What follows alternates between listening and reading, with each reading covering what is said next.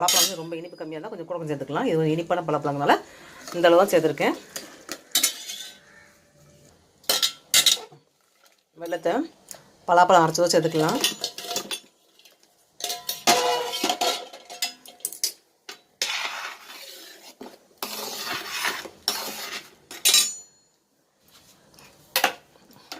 இப்போ தான் வந்து ஸ்டவ் ஆன் பண்ண போகிறேன். இந்த பாத்திரத்தில் இருக்கிற பலாப்பழம் அச்சுவில் ஊற்றுனதுக்கு அப்புறம் தான் நம்ம ஸ்டவ் ஆன் பண்ணணும்.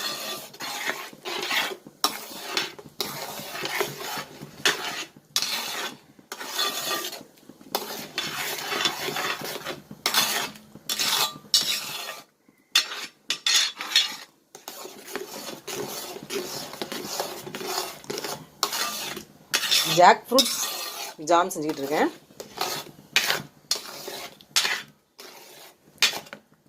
இந்த நீச்சத்தெல்லாம் வற்றி அப்படியே அல்வா பார்த்து